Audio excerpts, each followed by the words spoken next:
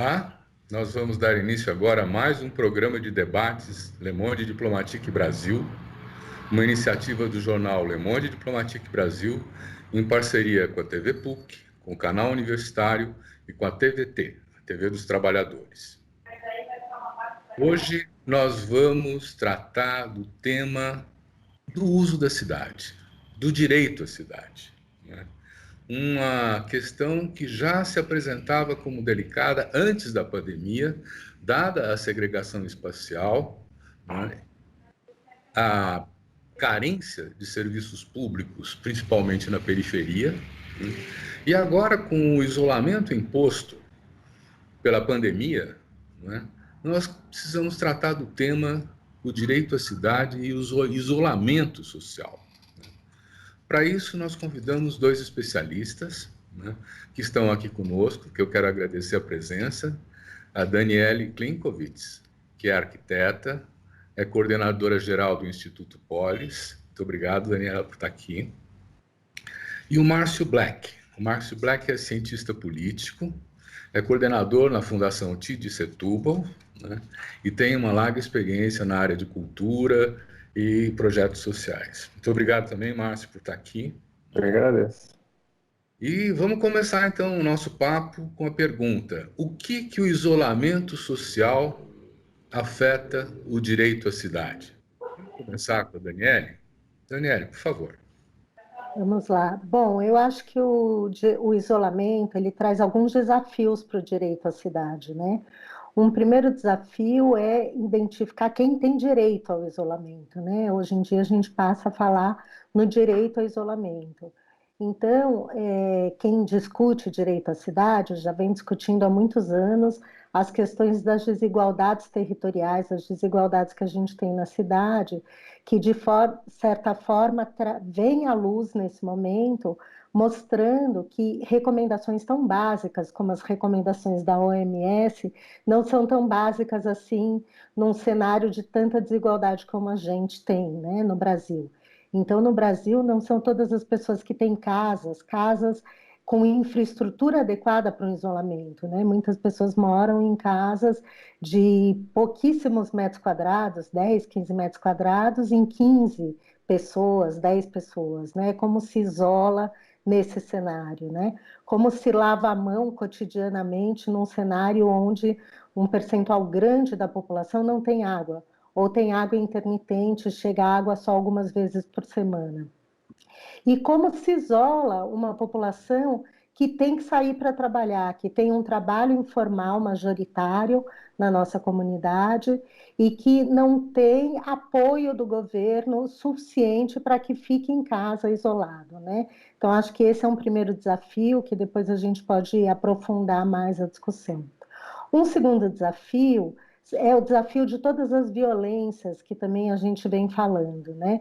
Então, as pessoas que sofrem violência de gênero, por exemplo, a gente tem visto aumentar no Brasil a violência contra mulheres e contra a população LGBT, porque nesse momento estão isolados com seus agressores, né? Então, esse também é um desafio importante, é um desafio do direito à cidade, de cidades acolhedoras e que acolham essas pessoas que são vítimas de agressão.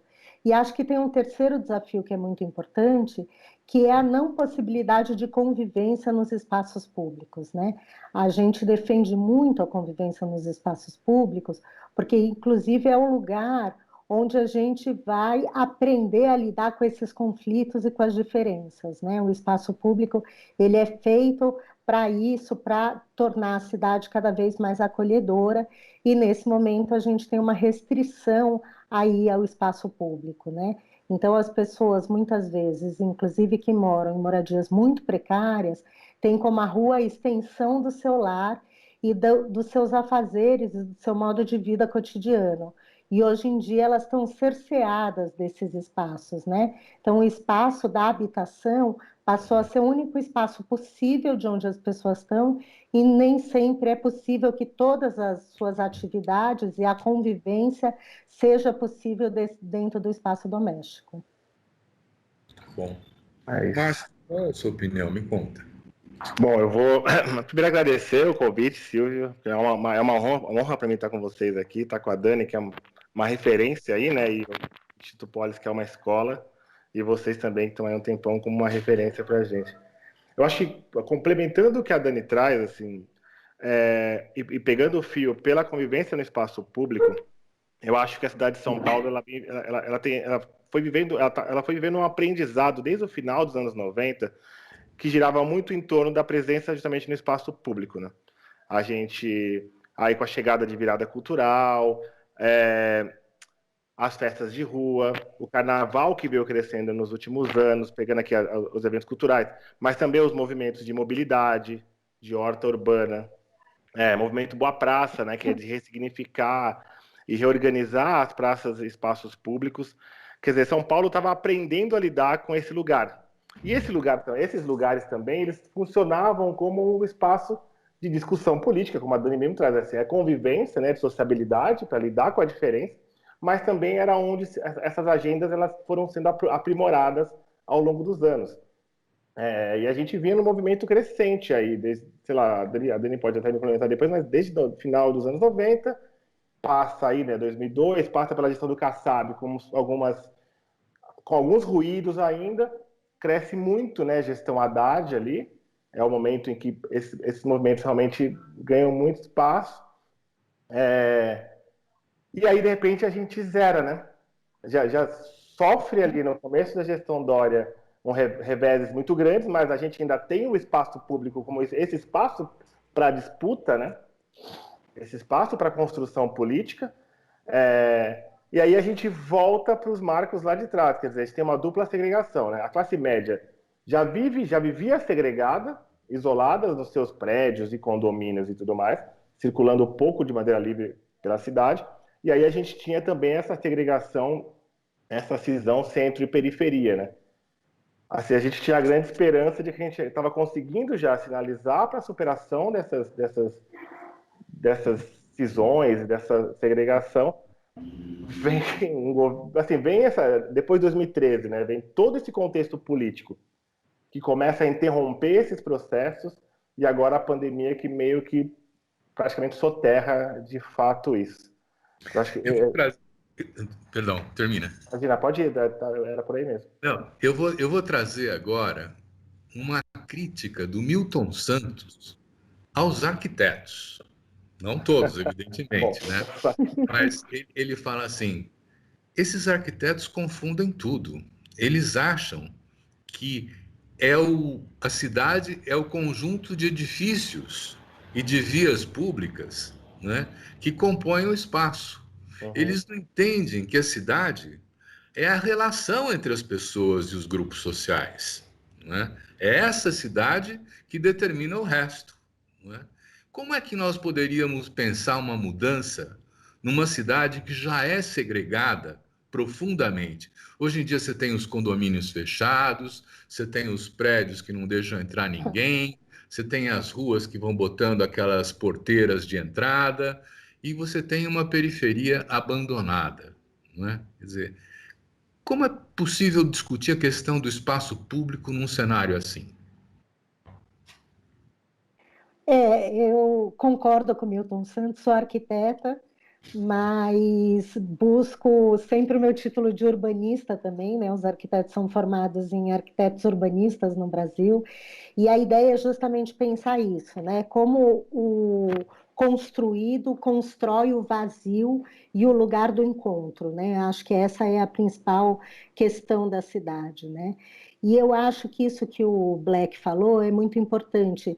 Eu acho que é um movimento que a gente tem visto, não só em São Paulo, mas a gente tem visto em muitos lugares, em grandes cidades no Brasil, que é uma retomada do espaço público pelo cidadão, né?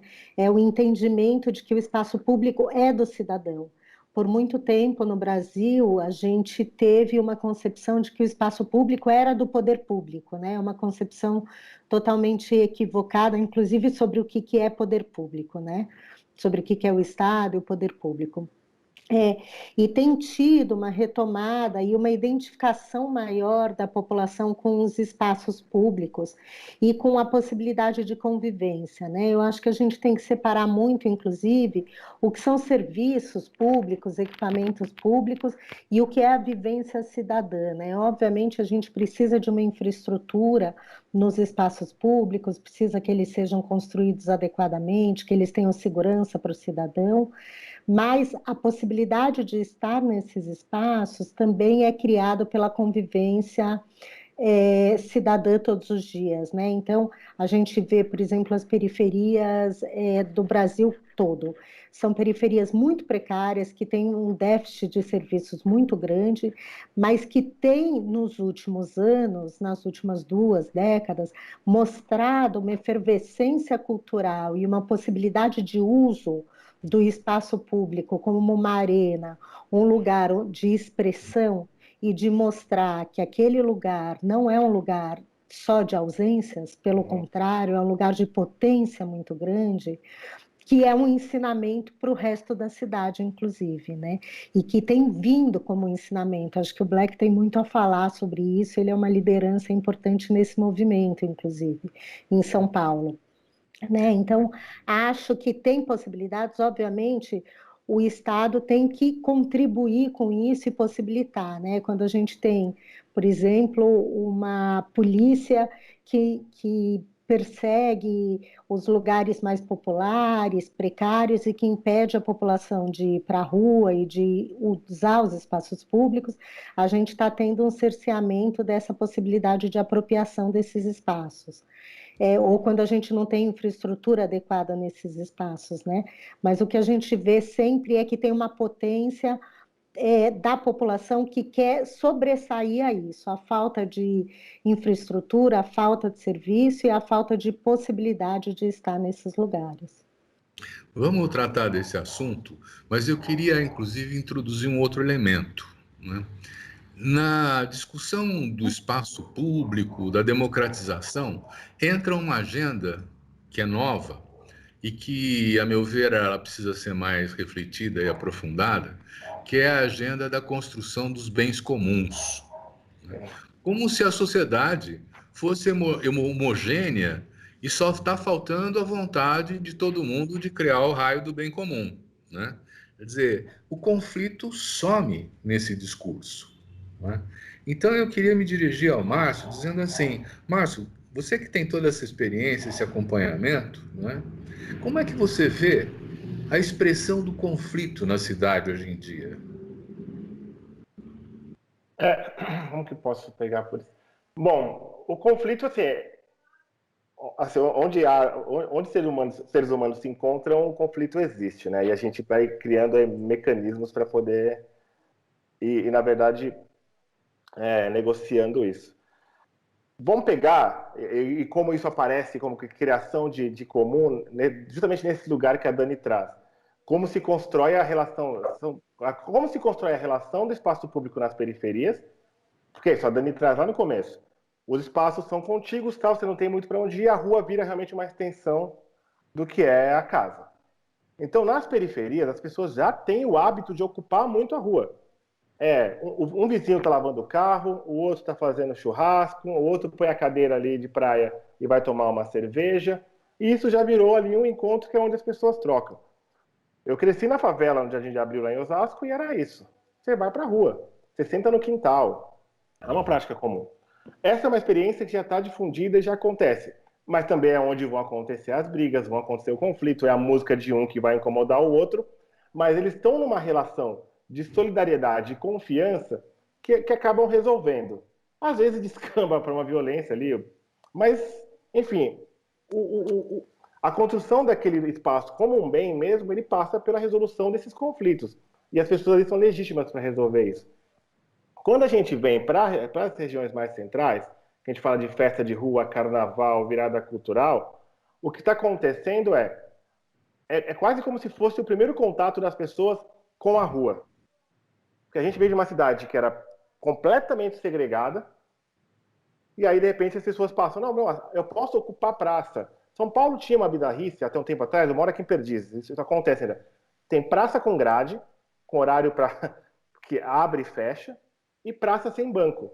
Tem muita praça sem banco. Que é praticamente um espaço de passagem. Quer dizer, então a relação para essas pessoas que estão na região central, vira, na verdade, a experiência. Aonde aparece o conflito aqui nessa relação? É o momento em que a periferia encontra o centro.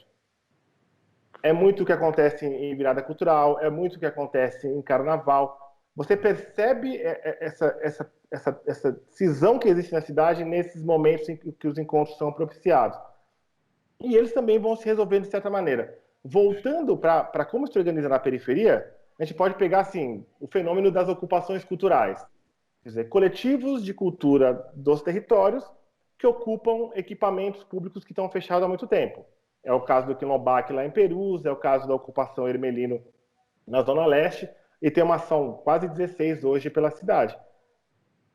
Eles constroem, ocupam aquele espaço, conseguem produzir os seus bens culturais, conseguem distribuir isso entre a comunidade, são validados na relação com essa comunidade, e os conflitos que inicialmente apareciam, por exemplo, com os comerciantes, eles vão se resolvendo ao longo, conforme essa experiência vai se concretizando também. Vou pegar o caso da ocupação Hermelina, porque eles ficam do lado de uma Casa Bahia, que é bem ali no centro de Hermelino. O que acontece? A Casa Bahia olhava com desconfiança, porque são jovens negros do lado do comércio e tal, isso pode criar um problema, afastar os consumidores. E hoje eles são os principais parceiros da ocupação Hermelino, porque eles perceberam que aquele trecho ali ficou mais seguro depois que a ocupação passou a existir. E assim, eles não abriam de domingo e passaram a abrir a loja de domingo. Uhum. Porque era um espaço que tem circulação, que está ocupado. Esses conflitos eles vão acontecer, e a gente estava... Eu vou ficar aqui porque eu estava muito no movimento de esperança mesmo antes de acontecer essa história toda, que a gente estava caminhando justamente para os lugares de resolução desses conflitos. Existem conflitos maiores, sempre vão existir, mas esses de convivência, sabe, entre moradores, ocupações, comerciantes, as instâncias para essas resoluções estavam começando a acontecer. Eu acho importante esse tipo de esclarecimento que você dá, mas eu quero complicar um pouco a situação, né? Quer dizer, eu estou achando que a gente teria que refletir, por exemplo, a questão da distribuição da água na cidade, né? Tem bairros que não falta nunca água. E tem bairros que sempre falta água. Eles regulam para que tenha água em alguns dias e em outros dias não. Isso aí é um elemento definitório de como você trata o cidadão na cidade de São Paulo, por exemplo, né? Quer dizer, nós estamos falando de conflito aí também ou não? Com certeza, né, Silvio? A gente está falando que para o Estado, para o governo, existem classes de cidadãos, né? Existem tipos diferentes de cidadão. Então, tem um tipo de cidadão que, por exemplo, agora consegue seguir as recomendações da OMS, que tem uma casa e que tem água todos os dias, qualquer hora que eu abro a minha torneira, tem água para que eu possa lavar a mão. E tem uma parte dos cidadãos que não tem, e que não tem uma parte, porque não tem infraestrutura ainda colocada, mas uma parte, inclusive, não tem por decisão política da concessionária, que fecha a pressão para que a gente não tenha perdas, né? Então, desde que a gente teve alguns anos, no começo dos anos 2000, o racionamento, a gente teve uma grande crise hídrica em São Paulo, se tomou essa medida de diminuir as perdas e com isso se diminui a pressão, que faz com que nos bairros mais centrais, onde a população tem mais renda, às vezes, inclusive, tenha uma certa intermitência de madrugada. Mas essa intermitência de madrugada nos bairros mais consolidados se torna uma intermitência de dias em alguns bairros periféricos, né? E a gente continua vendo isso nesse momento de pandemia. Então, a gente está tendo uma discussão no Instituto Polis, com outras organizações, com a Prefeitura e o Governo do Estado, para que abram as torneiras da pressão, para que toda a população possa ter água. E que sejam, por exemplo, construídas cisternas nos lugares onde não chegam água, né? Para que a gente tenha ali a água constante nesse momento. Então, isso é muito preocupante, porque você tem toda a razão. A gente tem uma defesa da cidade como um bem comum, mas a cidade ainda não é um bem comum. A gente ainda tem muita gente que não tem direito a quase nada da cidade, né? Então, a gente tem muitas cidades, uma cidade como São Paulo, que tem 13 milhões de habitantes, são muitas São Paulos, né? Então, quando a gente está tratando num cenário como esse de pandemia, a gente, inclusive acompanhando os dados da extensão da infecção e dos óbitos da pandemia, a gente também vê isso. A gente vê que tem cenários muito diferentes. Na zona mais consolidada e mais rica da cidade, a gente tem dados muito parecidos com as cidades ricas europeias. Então, o grupo de risco, as pessoas que vêm a óbito no Centro Consolidado de São Paulo, é o mesmo tipo de grupo de risco que a gente viu na Inglaterra, na Itália, na Espanha. E só que na nossa periferia a gente está vendo que o grupo de risco não é mais o grupo de risco de idosos, né? A gente está vendo que a precariedade está disseminando o número de mortes em São Paulo, reduzindo a idade e transformando o grupo de risco em outro padrão, não mais no padrão europeu que a gente vinha acompanhando do começo da pandemia, né? Isso diz para a gente que a gente tem muitas cidades dentro dessa cidade e que para a gente garantir essa cidade como bem comum, a gente tem um longo caminho pela frente. Ao mesmo tempo, eu acho que isso traz à luz uma discussão que a gente tenta trazer há muitos anos, né, e que agora está muito evidente, e que talvez seja uma oportunidade para a gente mudar os padrões, né, mas a gente tem que perseguir essa oportunidade. Então, mas nós vamos tratar de algumas questões que dialogam com o direito à cidade, né? Nós já estamos tratando do espaço da moradia, nós tratamos do acesso à água, né? E outro elemento importantíssimo, né, é a questão da segurança pública, né? Segurança de todos para poderem viver com a janela aberta, dormindo com a janela aberta, para não se preocupar com o estranho que se aproxima, não é? Quer dizer, e essa segurança, nos bairros de classe média, você tem uma polícia que fica patrulhando lá, né? E fica apenas cumprindo esse dever de estar presente, sinalizando que há segurança, né? Já na periferia não é bem assim. Nós estamos assistindo, inclusive, esses dias, né, uma violência inaudita, um assassinato de jovens nas favelas, né, pela polícia. Márcio, como é que você vê esse conflito no campo da segurança? Eu acho que aqui fica também muito claro, assim, que é isso, são cidades desiguais, né? A Dani trouxe muito bem isso. A gente quando eu falo da produção do Comos nas periferias, como as pessoas vão desenrolando ali, não é querendo romantizar demais e achar que vivemos num cenário perfeito. Primeiro tem a cidade, né? O governo trata os territórios de maneira desigual. A gente vê pela distribuição de recursos e tudo mais. É quase como se fossem duas cidades. A Rede Nossa São Paulo traz muito bem lá, né? Quando ela traz lá a idade média ao morrer, né? Que é um indicador que eles traçam, você tem aí, uma diferença de 23 anos de expectativa de vida na mesma cidade, num espaço de 20 e poucos quilômetros. É uma cidade extremamente desigual. Aí você bota em cima disso um recorte que é um recorte que é racial. Quer dizer, as pessoas negras, acho que o mapa da desigualdade também traz muito bem isso. A maior parte da população negra está concentrada nesses territórios e a maior parte de registros de violência contra essas populações acontecem justamente na região central. Existe aí, então, esses marcadores, eles estão muito claros, né? Vamos pegar aqui, assim, quem pode imaginar que em tempos de pandemia, operações policiais vão acontecer dentro de territórios?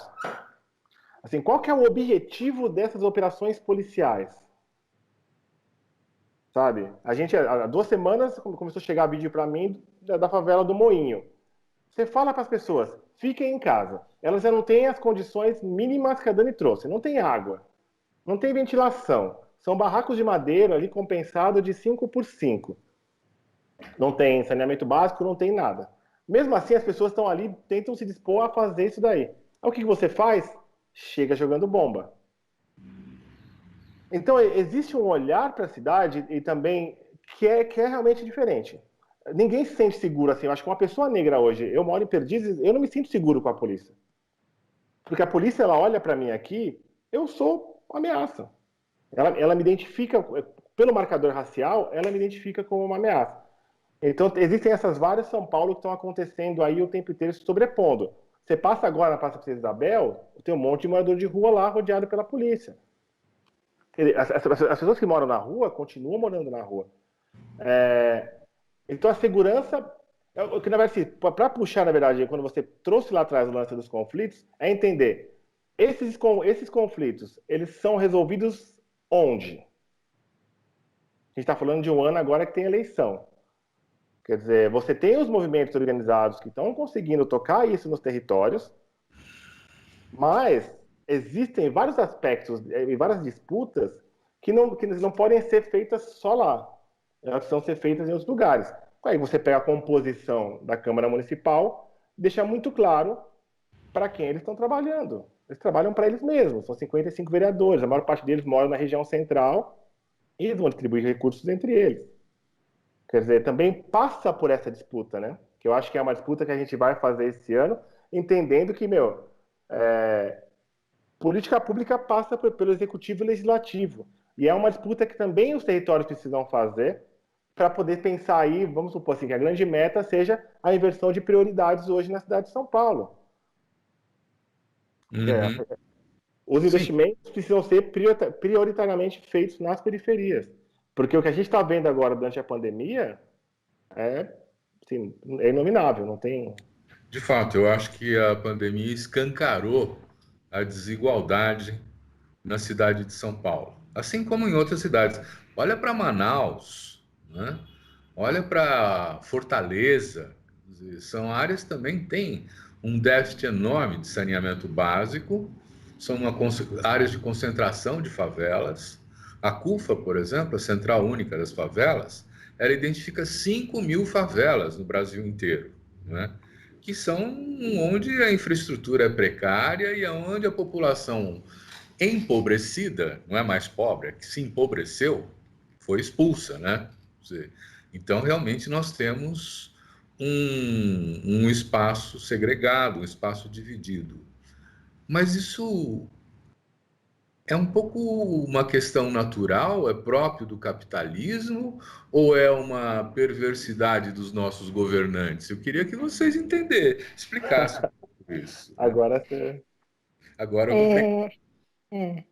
Bom, acho que é impossível dizer que é natural, né? A desigualdade é construída e a cidade é construída, né? Eu acho que muitas vezes a gente tem escuta, né? E tem reproduzido a narrativa de que é natural, né? Tem pessoas que têm mais renda, pessoas que têm menos renda, e a cidade, o capitalismo é isso mesmo, é uma selva de pedra que salve-se quem puder, né?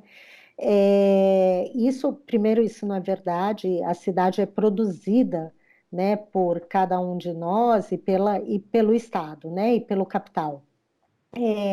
Então, a gente tem que entender primeiro como a cidade é produzida e que o Estado é fundamental para regular a produção da cidade, né? Então, isso que o Black estava falando, hoje, esse ano, a gente está no ano de eleição municipal, que é onde a gente vai eleger as pessoas que vão estar no poder sobre as decisões da cidade, né? Tanto o legislativo quanto o executivo. E tem uma disputa enorme, né? A disputa ela não está só na rua, né? Ela está no legislativo, no executivo, que o capital, o capital imobiliário, por exemplo, está ali disputando o tempo inteiro. A gente agora vai fazer 4 anos dessa prefeitura, dessa gestão, e essa gestão já entrou no poder dizendo que ia mudar o plano diretor, porque o plano diretor traz uma série de impedimentos ao mercado imobiliário e tenta criar um certo equilíbrio nessa cidade, na construção dessa cidade, na diminuição das desigualdades, né? Então a gente tem uma disputa muito grande que passa pelo executivo e a gente tem um problema pelo executivo e legislativo, e a gente tem um problema muito grande, que é quem está representando e quem está nos lugares de poder que decidem sobre a cidade. Isso é fundamental, né? Então, a gente tem pouquíssimas prefeitas no Brasil, por exemplo. A gente tem menos de 15% de prefeitas no Brasil. Então, a gente tem toda uma política que é fundamental pensar a política de gênero. Por exemplo, a política de mobilidade no Brasil, de forma geral, é pensada para homens brancos, né? Para o tipo de trajeto que os homens brancos fazem. Então, as mulheres negras, elas estão extremamente prejudicadas nesse tipo de, no seu trajeto cotidiano, e tem, obviamente, uma disputa, né, hegemônica de quem está nesses espaços de poder, é, e tem também um desconhecimento, inclusive, né, do que são essas vivências dessas pessoas que têm outras categorias. Então, uma defesa que eu faço que é importante é cada vez mais a gente ter representantes que tragam as necessidades das várias regiões e das várias pessoas da cidade, né, para fazer essas disputas, porque se a gente não tem o grande capital, a gente vai ter que disputar por dentro do Estado, né, através dessas representatividades, para que a gente consiga, porque isso é importante também falar. A gente, por mais que a gente esteja numa crise política no Brasil, a gente esteja numa crise de representatividade das nossas instâncias democráticas e republicanas, o Estado ainda regula a produção das cidades. Então, absolutamente nada do que a gente vê na cidade é ocasional. Tudo é uma decisão, e uma decisão política que acontece nas cidades. Então, essa nossa desigualdade foi decidida e continua sendo decidida cotidianamente. Márcio, obrigado. Márcio, você estava dizendo que as instâncias de resolução desse conflito é o parlamento, são as eleições. Mas o Putnam, por exemplo, Robert Putnam, que é Uhum. um cientista social norte-americano, já antes do começo desse milênio, ele falava assim, né, em 1996, um texto dele, Sim. ele dizia assim, olha, o cidadão comum está se afastando do parlamento, do ato de votar, do ato de escolher seus representantes, porque ele não vê mudança nenhuma. Ele escolhe e a política continua a mesma, né? Como é que você pode apostar num congresso, num parlamento municipal, se essa história também se repete aqui em São Paulo e nas cidades brasileiras? Eu acho que esse é o grande desafio, né?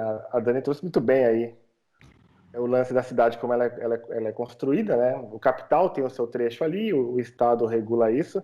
É, eu lembro que a Sabina Durante tinha um conceito muito bom que ela usava da arquitetura da gentrificação, que era a cidade de mercadoria, né? E de como essa cidade de mercadoria ela organiza os atores e atrizes aí, né? Os corpos.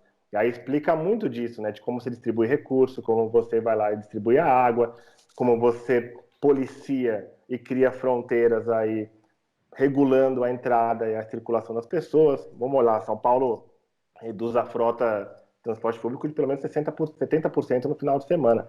Você passa um recado muito claro, né?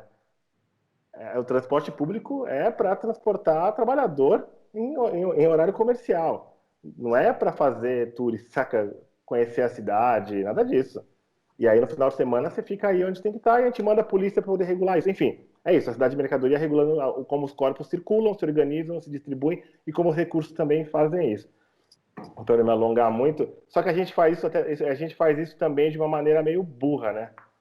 Vou pegar pelo lugar assim, do capital mesmo.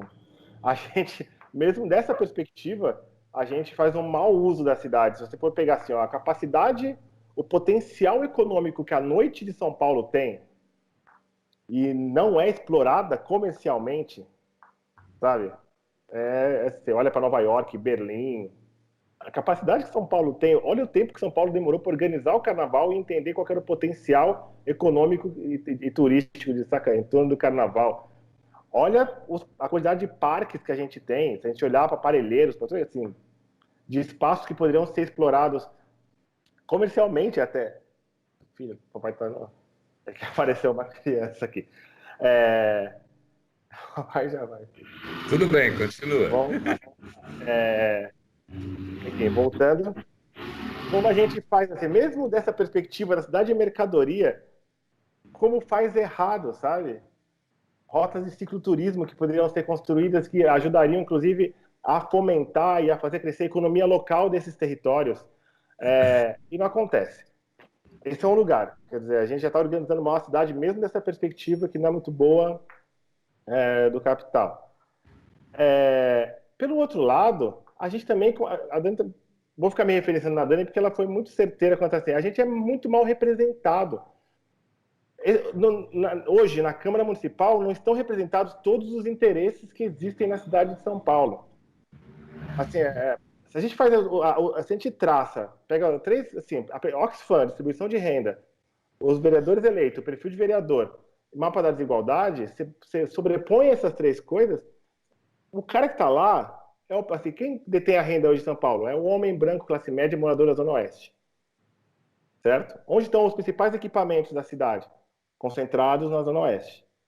Quem são? Qual é a maioria dos vereadores que estão lá hoje representando a gente?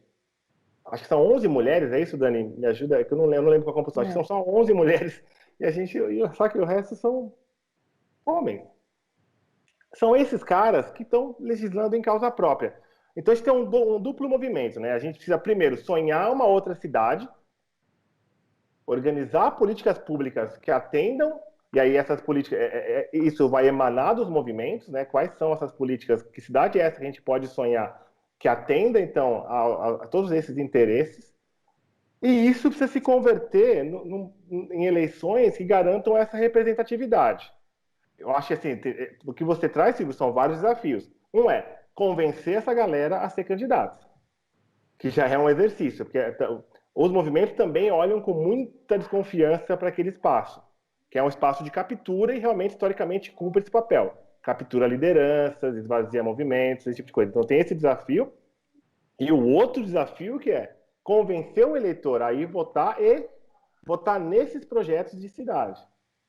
Eu não tenho uma resposta. Eu acho que esses são os desafios que a gente tem daqui para frente.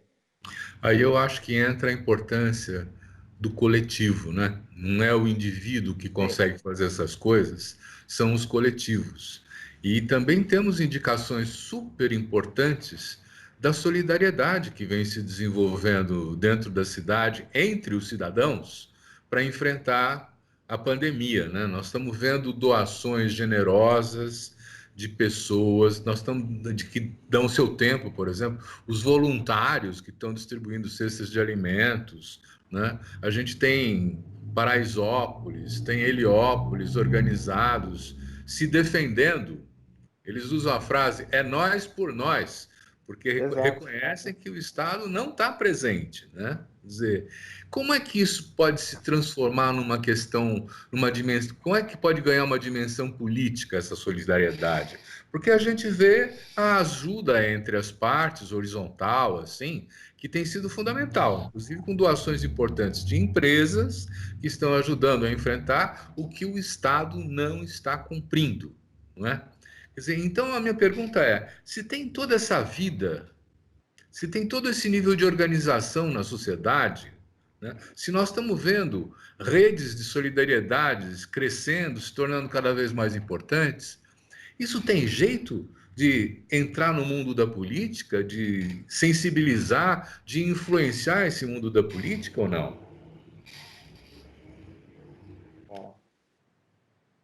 Agora você colocou. Ó, vou jogar bem claro aqui que durante a pandemia, durante esse processo, esses 60 e tantos dias, eu estava bem otimista, assim, porque na minha cabeça estava girando uma chave que era: eu acho que as pessoas estão tendo uma visão integral da cidade, sabe? Entendendo quem é o cara que lava o quintal dele, quem é o cara quem é o porteiro, de onde ele vem, qual condição em que ele está existindo, saca? Quais são os desafios que ele passa? Quais são assim, os obstáculos que ele tem para chegar até aqui? As pessoas circulando menos de carro, as pessoas ficando mais com seus filhos, as pessoas se alimentando melhor. A gente, assim, eu não vou fazer esse jogo assim, é uma oportunidade porque é às custas de milhares de pessoas que estão morrendo. Mas na minha cabeça, assim, as pessoas vão tomar essa consciência, saca? E aí eu acho que tem esse lance, né? Então, que é esperança de que a gente vai conseguir mudar isso. Você traz muito bem o lance da solidariedade, que é entender, ó, estamos nos ajudando, a classe média se ajudando como dá, fazendo compra para os vizinhos que são grupo de risco, e na periferia, de maneira muito mais pesada, você tem uma favela do tamanho de Paraisópolis, auto-organizada, assim, saca? Assim, auto-organizada. E é lindo ver esse negócio acontecendo, lindo assim no sentido de que você fala, é agora. Aí você olha para outras cidades no mundo, a redução de emissão de gases. Você sabe, a água vai ficando mais limpa, tudo vai ficando mais limpo, tudo mais. Qual que é o grande desafio? Como que a gente transporta tudo isso para o dia 1 em que a gente botar o pé na rua? E eu oscilo hoje entre esperança e uma certa. Quando eu vejo de novo a galera assim, o trânsito está aumentando, saca? Quando a gente vê, né, que o Observatório do Clima soltou ontem que no mundo inteiro a previsão é de reduzir a emissão em pelo menos 6%. No Brasil, a previsão é de crescer no mínimo 10%, ou alguma coisa entre 10% e 20%. Então a gente não fica tão otimista, mas eu acho assim, eu acho que a cama para a gente estar armada, para a gente poder passar esse negócio e transportar para a política, e as eleições municipais são de fato o momento para a gente fazer isso. Agora, como a gente vai ter que conversar daqui a 1 mês e meio, 2, eu acho que esse é o exercício que todo mundo está fazendo. É o exercício que os movimentos estão fazendo, é o exercício que as organizações estão fazendo, que é entender como que isso vai rodar daqui para frente. Então, nesse sentido, eu reconheço a importância dos movimentos, eu reconheço a importância de ONGs, como, por exemplo, o Instituto Polis, né? E eu vejo que existe um nível de organização, um nível de construção de redes de organizações importante, né? Mas, Dani, isso vai sumir depois da pandemia ou não? Olha, Silvio, eu estou um pouco que nem o Black, oscilando entre o otimismo e o pessimismo, mas é difícil falar, né, que é um momento oportuno, porque é um momento muito trágico, mas eu acho sim que existe uma oportunidade da gente tentar levar isso para frente, assim. Eu acho que as redes solidárias, as redes da sociedade civil têm se mostrado muito importantes para o próprio poder público. Em São Paulo, para a distribuição de cestas de alimento, a prefeitura teve que se organizar com as organizações da sociedade civil, inclusive a Fundação Tito Setúbal e o Instituto Polis, que estão aqui, estão ajudando a prefeitura a chegar nos lugares onde as pessoas estão passando fome, porque a prefeitura percebeu que os seus cadastros não eram úteis, porque eles não entendiam as pessoas como um cidadão completo.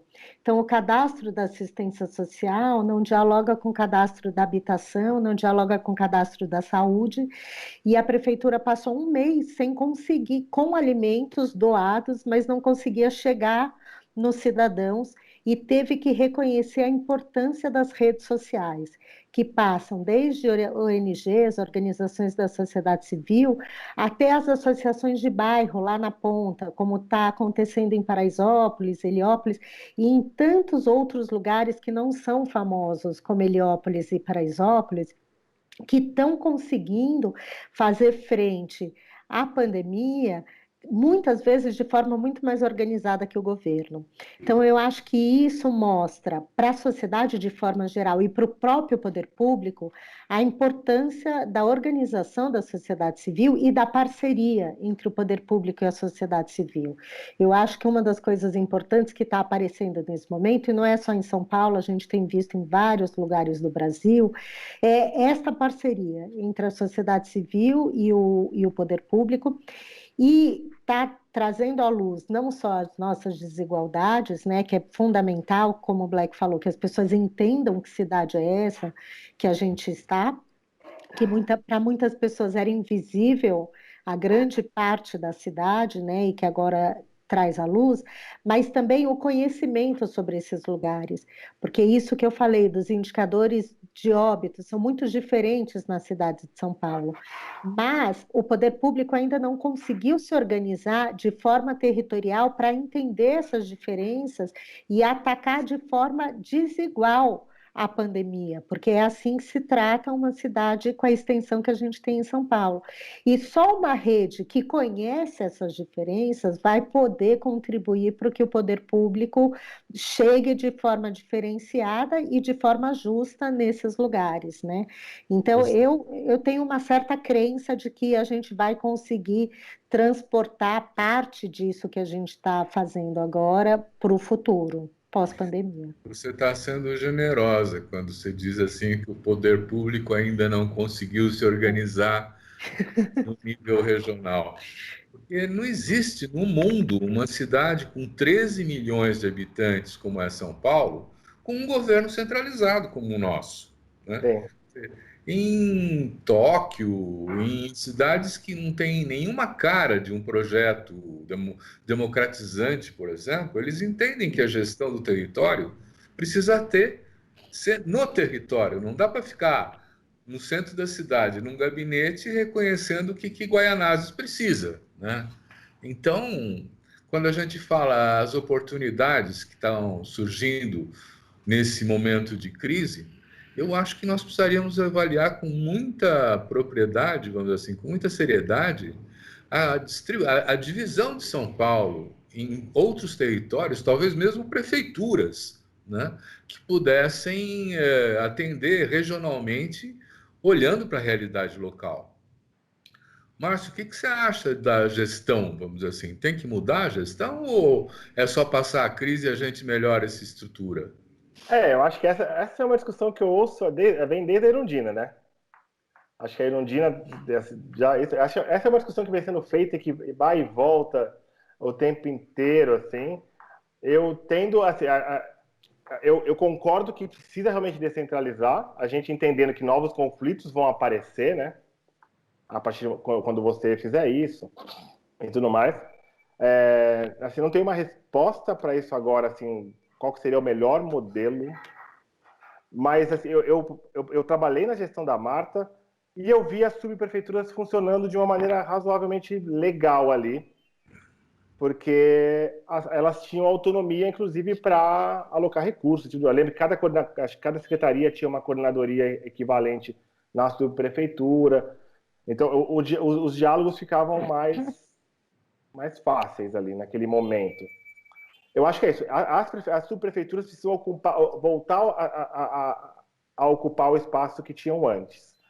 Qual que é o modelo sobre o qual vai acontecer essa ocupação? Se é eleição de subprefeito ou não? Como se distribuem esses cargos? Eu não tenho muita certeza. Mas precisa. Então, aí eu fico pensando que nessa relação da sociedade com o governo, o tema da participação é central, né? Se Não, não claro. tiver participação, não tem relação, né? E a participação, ela não pode ser tutelada no sentido de que se você concorda, você participa. Se você não concorda, você está fora, né?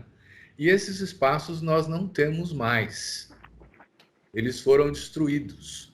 Quer dizer, isso indica que nós não temos mais o diálogo fundamental para o estabelecimento de um cenário democrático, que nós vamos viver uma situação como a da Paris, por exemplo, em que uma revolta dos jovens acabou em 2005 queimando, acho que 10 mil carros na cidade, ou nós vamos ter formas de negociação menos violentas, vamos dizer assim, no cenário que nós estamos vendo? Dani, o que você acha?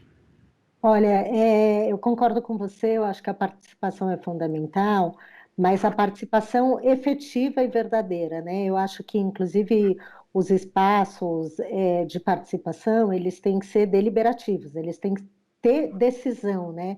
Não pode só se consultar a sociedade civil e depois decidir o que se quer fazer, né?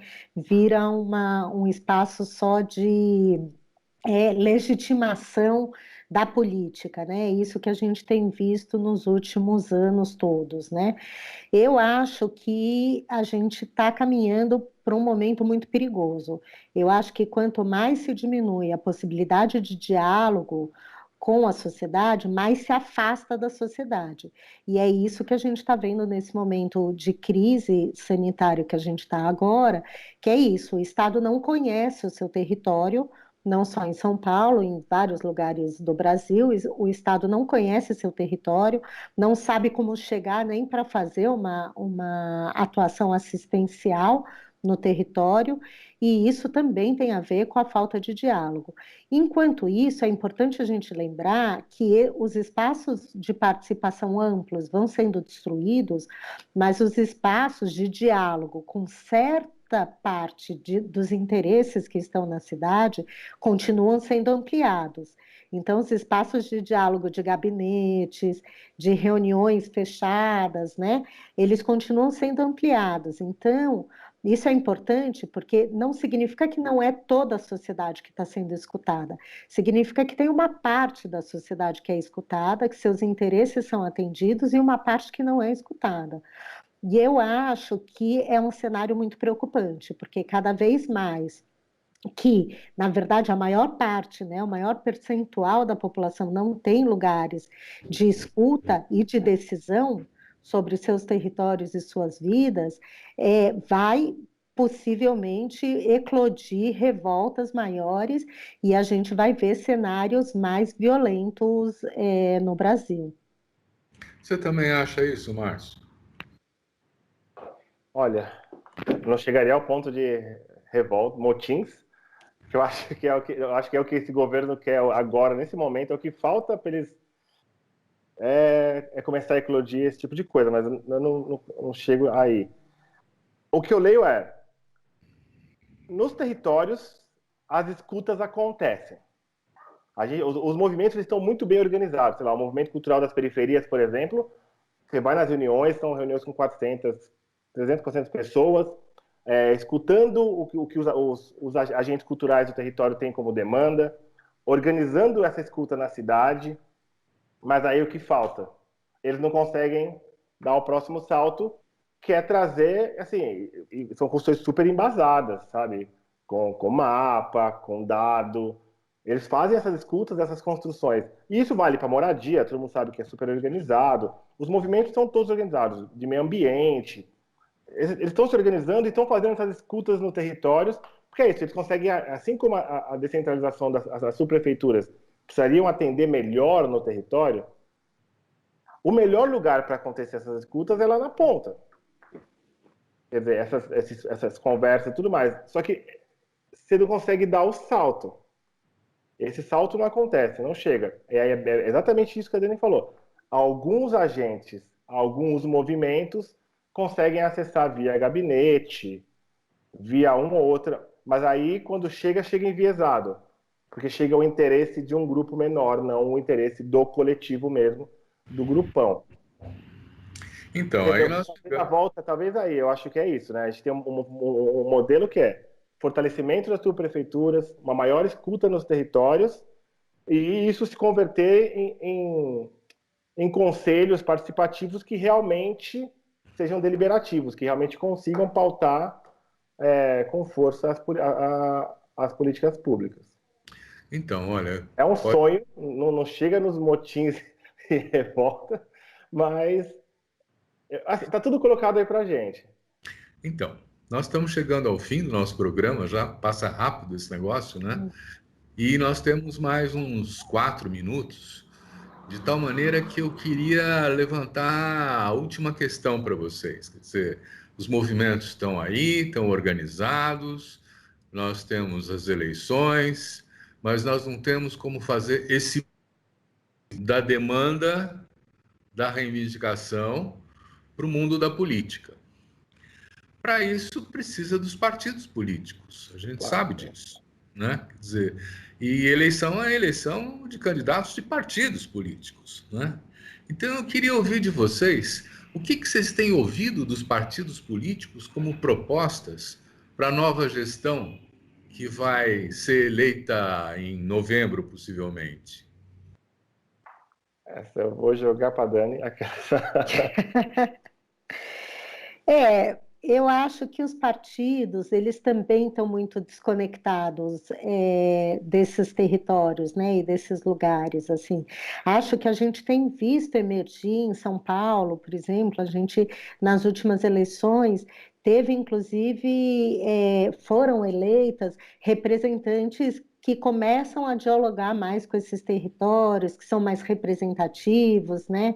Então, ainda é um percentual muito baixo, né? Mas a gente conseguiu, na última eleição para a Assembleia Estadual de São Paulo, por exemplo, eleger uma mulher negra trans, né? Isso é uma inovação e uma possibilidade de trazer novas pautas, né? Muito importante. Ao mesmo tempo, então, tem partidos que já começam a pensar um pouco mais nisso, na representatividade, a dialogar mais com isso. Mas acho que os partidos ainda estão muito desconectados dos territórios, da população que está lá, do entendimento, inclusive, da realidade dessas populações, o que tem sido os últimos anos, né, de crise nesses territórios para essas populações, e eu não vejo nenhuma grande inovação de demandas, inclusive do sistema político e do sistema administrativo das cidades, né? E isso tem vindo muito mais de movimentos sociais que se organizam para pensar novas plataformas para a cidade, para o sistema político, do que dos partidos políticos, né? Eu não tenho visto esse movimento vindo deles. Marcos. Eu acho que o desafio dos partidos aí, como tudo, é se reinventarem mesmo. Eu acho que existem novos agentes aí políticos que estão na rua, que estão fazendo coisas, mas existe uma resistência grande dos partidos em se renovar. E aí é realmente abrir espaço nos partidos, não só atrair novos atores para dentro do partido, para que eles referendem as mesmas pessoas sempre, mas aí é realmente abrir os partidos, democratizar mesmo esses acessos, para que essas pessoas possam compor as executivas, possam acessar fundo partidário do mesmo jeito. Dependendo do espectro político que você está, tem uma resistência muito grande ao que chamam que são as agendas identitárias, entender que essas agendas, elas carregam em suas identidades também política, quer dizer, a política está na identidade, né, na formação identitária, que carregam também nos seus corpos e identidades os territórios de origem. Eu acho que tem uma série de aberturas aí que os partidos precisam fazer para poder acessar também essas novas agendas, essas novas leituras, novas visões para as cidades. Tem um desafio aí que é para eles, e que eles precisam fazer esse exercício se quiserem realmente agora se comprometer com a cidade na próxima eleição. Muito bem. Então eu vou fazer a última pergunta para vocês, né? Antes que a gente conclua o nosso programa de hoje, né? E a pergunta é: qual é a medida mais importante a ser tomada hoje para enfrentar a pandemia do ponto de vista do direito à cidade? Nossa, difícil a pergunta. Eu acho que, na verdade, não é uma medida, né? É um conjunto de medidas que consiga. Eu acho que a questão mais fundamental hoje em dia é o direito ao isolamento. Mas esse conceito, né, que começa a surgir, que é o direito ao isolamento, ele tem uma concepção maior, ele não é uma coisa, né? Então, ele é um direito à moradia adequada para aquelas pessoas, e quando não haja, que se tenha um lugar de direito a isolamento adequado, é o direito à água, é o direito à alimentação e é o direito à renda que permita as pessoas ficarem em casa, né? Então é um conjunto de coisas. Muito obrigado. Márcio. É isso, a cidade precisa se reconciliar com as suas periferias. Assim, e esse reconciliar é somente isso. É não fazer operação policial nesse momento, sabe? Entender também como essas comunidades se organizam, mapear, por exemplo, experiências como essas que estão acontecendo em Parelheiros, ou em Paraisópolis, com certeza está acontecendo em vários outros territórios. Aí é entender qual que é o papel do poder público nesse momento, como que ele pode apoiar de fato essas iniciativas, e isso vai acontecer de maneiras diferentes em cada um dos territórios, mas eu acho que é isso, as atenções hoje, é lógico, todo mundo tem que ficar em isolamento, mas acho que as atenções hoje, assim, ela tem que estar nas periferias. Muito obrigado. Porque está Quero crescendo agradecer ali, muito. né? Está morrendo muita gente lá. Eu quero agradecer muito a Daniele Klinkovitz, do Instituto Polis, pela participação, ao Márcio Black, agradecer a você que nos assistiu também e dizer que semana que vem tem mais. Muito obrigado, até logo.